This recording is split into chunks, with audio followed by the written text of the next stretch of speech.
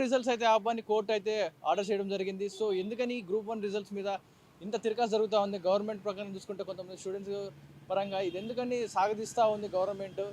ఏనైతే ఇచ్చింది కానీ ఇది ఒక బలంగా జరగట్లేదు. ఎగ్జామ్ జరిగినాయి, రిజల్ట్స్ వస్తున్నాయన్న క్రమంలో రిజల్ట్స్ అలా ఇచ్చి ఇలా ఆపేయడం కనుక ఏం జరుగుతుందనేది గ్రూప్ 1 అభ్యర్థులతో తెలుసుకుందాం.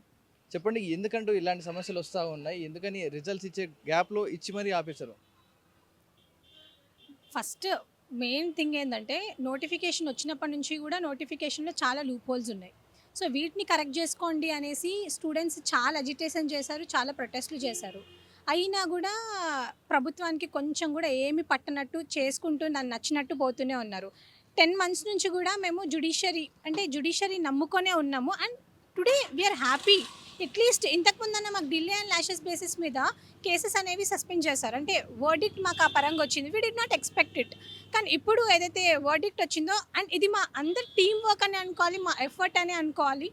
So we are satisfied. కాకపోతే ఏవైతే ఈ టీజీపీఎస్సీలో ఉండే లూప్ హోల్స్ ఏవైతే ఉన్నాయో దీని మీద జ్యుడిషియరీ ఎంక్వైరీ జరగాలనేదే మా ప్రైమరీ డిమాండ్. సో ఎప్పుడు వచ్చే అవకాశం ఉంది? రిజల్ట్స్ ఇచ్చినట్టు ఇచ్చి ఆపేశారు. సో ఈ మళ్ళీ ఎప్పుడు వచ్చే అవకాశం ఉంది? స్టూడెంట్స్కి న్యాయం జరుగుతుంటారా ఈసారి? డెఫినెట్గా స్టూడెంట్స్కి న్యాయం జరగాల్సిందేనండి. న్యాయం జరిగే వరకు కూడా మేము పోరాడుతూనే ఉంటాము. మేము ఎక్కడ కూడా ఈ 10 నెలల నుంచి ఎక్కడ కూడా మా పోరాటం అనేది ఆపలేదు. 10 మంత్స్ నుంచి మేము పోరాడుతూనే ఉన్నాము. అండ్ మాకు జస్టిస్ జరిగే వరకు మేము పోరాడుతూనే ఉంటాము. అది మా ప్రైమరీ అజెండాని అది. మీరు చెప్పండి, అసలు ఏంటి ఇష్యూ? ఎప్పుడు సాల్వ్ అయ్యే అవకాశం ఉంది? ఇష్యూ అనేటటువంటి సాల్వ్ అనేది ప్రారంభమైంది. ఈరోజు మేము ఒక 100 మందితోటి ఇక్కడ మీటింగ్ పెట్టుకోవడం జరిగింది. పర్మిషన్ కూడా మాకు ఇవ్వకపోతే ఒక బీసీ సంఘం నుంచి వచ్చింది, వాళ్ళనే తెచ్చుకున్నాము. వాళ్ళు 100 మంది కన్నా ఎక్కువ ఉండొద్దు అన్నారు. 100 మంది కన్నా ఎక్కువ ఉంటే ఏ ఒక్కరు వచ్చినా మీకు 100 కేసులు పడతాయి అన్నట్టు ప్రభుత్వం పోలీసు వాళ్ళతోటి ఒత్తిడి తెచ్చేటటువంటి కార్యక్రమం ఎవరైతే పర్మిషన్ వచ్చిందో వాళ్ళ మీదికి తీసుకొచ్చారు. మేము ఇక్కడ ఎవరి మీ విశ్వాసాన్ని కోల్పోయినటువంటి వాళ్ళం ఇక్కడికి వచ్చినాం. న్యాయ వ్యవస్థల మీద విశ్వాసం కోల్పోయినటువంటి వాళ్ళం, మొండి వాళ్ళం ఒక విధంగా చెప్పాలంటే. ఈ మొండిగా మేము గెలుస్తామనే నమ్మకంతో వచ్చినాం. ఎందుకంటే ఇప్పటి వరకు జ్యుడిషియర్ని మేనేజ్ చేసినటువంటి వాళ్ళు సీఎంలు ఎవరు లేనటువంటి చరిత్రలో మాకు కనిపించింది. కానీ ఇప్పుడు జ్యుడిషియరీ నేను చెప్పినట్టే ఇంటదని రేవంత్ రెడ్డి మాటలను బట్టి మాకు అర్థమైంది. ఆయన ఏమన్నాడంటే జ్యుడిషియరీ మాకు అండగా ఉంది అన్నాడు. తప్పు చేస్తే జ్యుడిషియరీ సరైన న్యాయం చెప్పింది అంటారు ఎవడన్నా.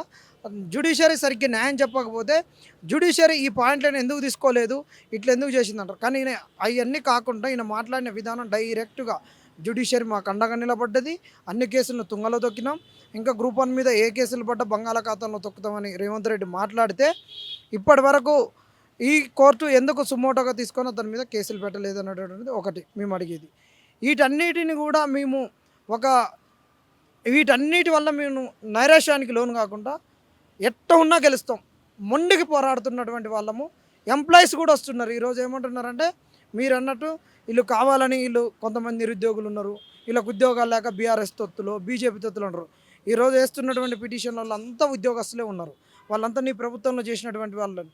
నువ్వు రాకముందు నీ ప్రభుత్వం ఈ తెలంగాణ గడ్డ మీద లేనప్పటి నుంచి బీఆర్ఎస్ ప్రభుత్వంలో 10 ఏళ్ల సంది ఉద్యోగులుగా ఉన్నటువంటి వాళ్ళు కూడా ఈరోజు ఈ ప్రభుత్వం చేస్తున్న దాష్టికాల మీద, టీజీపీఎస్ చేస్తున్న మోసాల మీద ఈరోజు కేసులు వేస్తున్నారు. మేము ఒకటే అడుగుతున్నాం, కాంగ్రెస్ ఇది మీకు సంబంధించిన విషయం కాదు. ఎవరి విషయం? ఇది పబ్లిక్ సర్వీస్ కమిషన్ విషయం. పబ్లిక్ సర్వీస్ కమిషన్ మేము అడిగితే మీరు ఎందుకు వస్తున్నారు?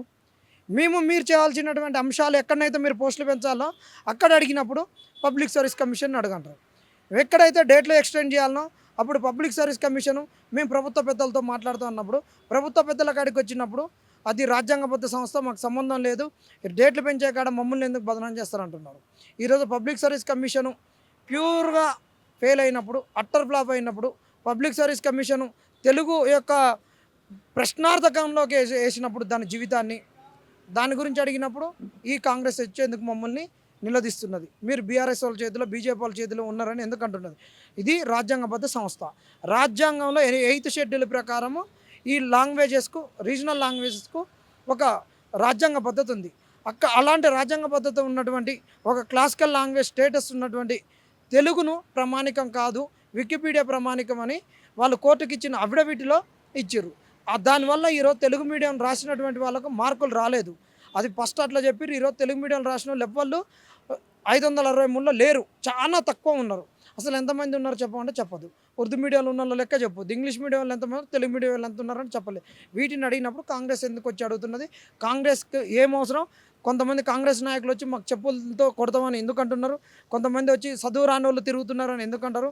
కొంతమంది తిన్న బిర్యానీలు అరగక తిరుగుతున్నారని కాంగ్రెస్ వాళ్ళు ఎందుకు అంటున్నారు అని మేము కాంగ్రెస్ వాళ్ళని నిలదీస్తున్నాం. ఇది టీజీపీఎస్ నిరుద్యోగుల మధ్యలో జరుగుతున్నటువంటి వారు. ఇది మేము టీజీపీఎస్ నిలదీస్తాం. టీజీపీఎస్ రాజ్యాంగబద్ధ సంస్థ కాబట్టి కోర్టులో తెలుసుకుంటాం. మీరు కోర్టులోకి రాకు. మేము కోర్టులో తెలుసుకుంటుంటే మా వ్యక్తిగత విషయాలు కావాలని టీజీపీఎస్ అడ్వకేట్లు మమ్మల్ని ఎందుకు అడుగుతున్నారు, మమ్మల్ని ఎందుకు భయభ్రాంతులకు గురి చేస్తున్నారని టీజీపీఎస్ని కూడా సూటిగా ప్రశ్నిస్తున్నాం. ఈ రెండు కనుక మీ వైఖరిని మార్చుకోకుంటే రాజ్యాంగబద్ధ సంస్థ నువ్వు అతీతం ఏం కాదు. ప్రజలు ఓట్లేస్తే కాంగ్రెస్ వచ్చింది. కాంగ్రెస్ నువ్వు నడిపిస్తుంటే నువ్వు ఒప్పుకోకు. రాజ్యాంగంలో వి ద పీపుల్ అని ఉన్నది. నేను we the public service commission, we the TGPSC అని రాసలేదు రాజ్యాంగంలో. అది గుర్తుపెట్టుకోవాలి. Public service commission. తెలంగాణ రాష్ట్ర ప్రభుత్వం ఏర్పడిన తర్వాత గత 10 ఏళ్లలో ఇప్పుడు ఏర్పడిన తర్వాత విద్యార్థులకు అన్యాయమే జరిగింది. ఏ ప్రభుత్వం ఏర్పడినా దాని స్వభావాన్ని మార్చుకోలేదు. పేపర్ లీకేజీలు చేయటం, ఇప్పుడున్న ఎగ్జాముల్లో అనేక రకమైన అనుమానాస్పదమైన విషయాలు ఉన్నాయి. ఎగ్జామ్ పెట్టిన తర్వాత ఇచ్చిన రిపోర్ట్కి 10 మంది పెరిగారు. ఎందుకు పెరిగారు? కోర్టు అనేక అంశాలనే ప్రస్తావించింది. ముందు ప్రస్తావించిన సెంటర్లకి, తర్వాత మీరు చెప్పిన సెంటర్లకి ఎందుకు పెరిగాయి? ఇలా చెప్పుకుంటూ పోతే మళ్ళీ ఇంకా తెలుగు మీడియం విద్యార్థులకి తక్కువ మార్కులు వచ్చి ఇంగ్లీష్ మీడియం విద్యార్థులకి ఎక్కువ మార్కులు ప్రిఫరెన్స్ ఇవ్వడం ఏంటి? తెలంగాణ రాష్ట్రం అయ్యుండి, తెలుగు రాష్ట్రం అయ్యుండి, తెలుగు కోసం తెలుగు బతికించాలి, తెలుగుని ఏదో చేయాలి, తెలుగు సమాజాన్ని కాపాడాలని పెద్ద పెద్ద స్పీచ్లు ఇచ్చుకుంటా ఇట్లా తెలుగు వాళ్ళకి ఇవ్వకపోవటం ఏంటి? ఇట్లా అనేక రకమైన విద్యార్థులు డిమాండ్ చేసేది ఏంటంటే, మీరు క్లియర్గా స్పష్టంగా చేసుంటే కనుక ఆ అంశాలని బహిరంగపరచండి. ఎవరి ఓఎంఆర్ షీట్ని వాళ్ళని బహిరంగపరచండి. ఇంకో అంశం ఏంటంటే, దీంట్లో అతి దారుణమైన అంశం ఏంటంటే, ఒక విద్యార్థి రీవాల్యుయేషన్ పెడితే ఎక్కడైనా మార్కులు ఉన్న స్థానంలో అయినా ఉంటాయి, లేదా ఆ విద్యార్థి పెరగాలి. కానీ ఇక్కడ జరిగిన ట్విస్ట్ ఏంటంటే మార్కులు తగ్గినాయి. అంటే వాల్యుయేషన్ సరే, ఫస్ట్ చేసిన వాల్యుయేషన్ కరెక్ట్ కానట్టే కదా. ఇప్పుడు తగ్గినా అంటే ఒకవేళ నిజంగా మీరు చెప్పిన జెన్యూన్గా ఆ పర్సన్ తగ్గినాయి, మరి అట్లాంటి వాల్యుయేషన్ తప్పు చేసినట్టేగా. అంటే పెరగాల్సిన వాళ్ళు కూడా ఉన్నారని మీరే కదా సాక్ష్యాన్ని ఇస్తుంది, మీరే కదా. అయితే ఇంకా ఇట్లా చెప్పుకుంటూ పోతే అనేక అంశాలు హైకోర్టు ఏం స్పష్టం చేసిందంటే, డేటా లాగ్స్ అనేవి మాకు ఇవ్వండి అని చెప్పేసి హైకోర్టు స్పష్టంగా తీవ్రంగా సీరియస్ అయింది. విద్యార్థులు అనే వ్యక్తులు కష్టపడి ఇంటి దగ్గర నుంచి తిండి లేక తల్లిదండ్రులు పంపిస్తే ఏదో జీవితాలు మార్చుకోవచ్చు, ఎట్టాగూ విద్యా వ్యవస్థను నాశనం చేశారు. ఈ దేశంలో శ్రమను దోచుకుంటున్నారు, హక్కుల్ని దోచుకుంటున్నారు. ఏదో ఒకటి ఉద్యోగం కొట్టుకొని మా తల్లిదండ్రులని జీవితాలని నింపుకుందామని చూస్తే ఉద్యోగాల కాడికి వచ్చేసరికి కూడా అమ్ముకోవటం. నాకు తెలిసిన చీఫ్ ఇంటెలిజెన్స్లో ఆఫీసర్లో కూడా ఏం చెప్తున్నారంటే, గవర్నమెంట్ ఆఫీసర్ పేరొద్దు, పోలీస్ డిపార్ట్మెంట్కి సంబంధించిన వ్యక్తులు నాకు పరిచయం ఉన్న వాళ్ళు, తమ్ముడు గవర్నమెంట్ జాబులకు ప్రిపేర్ అవ్వద్దు. ఎందుకు సార్ అట్లా చెప్తున్నారంటే, గవర్నమెంట్ జాబుని అమ్ముకుంటున్నారు తమ్ముడు, వాటాలు వేసుకుని పంచుకుంటున్నారు అని చెప్పారు. అంటే ఎంత దారుణమైన అంశం! అదేమన్నా పల్లి బఠానీలా అమ్ముకోవటానికి? ఒక్కొక్కళ్ళు నైటు స్టడీ అవర్లో నిద్ర లేకుండా చదువుతుంటే, తిండి తినకుండా డబ్బులు ఖర్చు అయితే ఏమైనా రూములకి క్యాటరింగ్లు పోయి వాటికి ఇటు పోయి కష్టపడి జీవితాన్ని ఒక వెలుగులు నింపుదాం, లేకపోతే మాకు పెళ్ళి అయితే మా భవిష్యత్తుని బంగారు దిశగా మార్చుకుందాం అనుకుంటే, కానీ వాళ్ళు విధ్వంసం చేస్తున్నారు. ఈ గ్రూప్ 1 అనే కాదు, ఇంకా మిగిలిన అంశాలు కూడా అనేక రకమైన ఓఎంఆర్ షీట్ల విషయంలో అట్లా రకరకాల అంశాల్లో కనీస మౌలిక సదుపాయాలు కూడా ఉండవు. నేను చెప్తున్నా, ఎగ్జామ్ సెంటర్లో కనీస మౌలిక సదుపాయాలు. నేను గ్రూప్ 4 ఎగ్జామ్ రాశాను, పోతే అక్కడ కనీసం లైటింగ్లు ఉండవు, లైట్లు ఎలగవు. మాలో ఉన్న ఒక విద్యార్థి లేచి, సార్ అక్కడ ఎగ్జామ్ అబ్జర్వర్ని పిలిచి, సార్ కనీసం లైట్లు వెలగట్లేదు, మేము ఎగ్జామ్ రాయాలి, ఒక్క లైటే ఉంది ఎదురుగా, కనీసం ఎగ్జామ్ జరుగుతుంది, మా దగ్గర నుంచి ఎగ్జామ్ ఫీజు వసూలు చేసుకున్నారు, కానీ మీరు ఎందుకు ఈ సౌకర్యాలను కల్పించట్లేదంటే, నాకు తెలియదు, కాలేజీ యాజమాన్యాన్ని అడగండి, నాకు డ్యూటీకి వేశారు, నేను ఇక్కడికి వచ్చి డ్యూటీ చేస్తున్నా అని తప్పించుకునే విధానం ఉంది.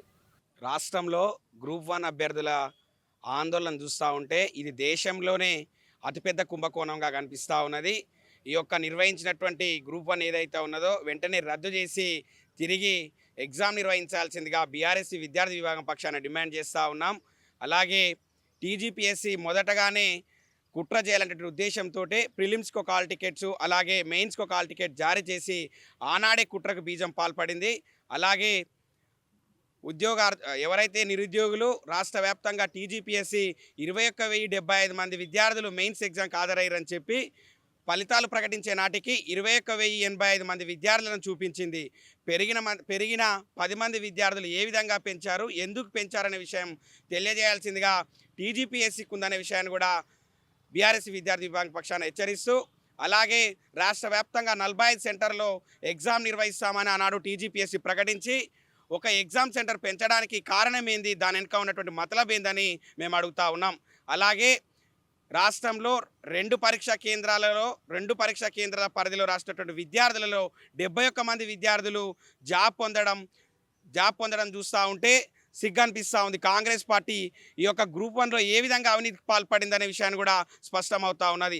అదే 71 మంది అభ్యర్థులలో కాంగ్రెస్ పార్టీ కుటుంబ సభ్యులు ఉండడం చూస్తూ ఉంటే కాంగ్రెస్ పార్టీ ఈ టీజీపీఎస్లో చొరబడి కాంగ్రెస్ భవన్గా మార్చి టీజీపీఎస్లో ఏ విధంగా అవినీతి చేసిందో స్పష్టమవుతా ఉన్నది. ఒక రాష్ట్ర ప్రభుత్వంలో అత్యున్నతమైనటువంటి పదవి ఏదంటే అది గ్రూప్ 1 ఆఫీసర్. అలాంటి గ్రూప్ 1 ఆఫీసరు ఎన్నో ఆశలు పెట్టుకొని ఒక 15 సంవత్సరాల నుంచి చదువుతున్నటువంటి ఎంతోమంది అభ్యర్థుల యొక్క వాళ్ళ యొక్క ఆ కష్టాలపైన వారి యొక్క లక్ష్యాలపైన ఈరోజు నీళ్లు జరుగుతున్నటువంటి ప్రభుత్వం ఏదైనా ఉంటే ఈ కాంగ్రెస్ పార్టీ.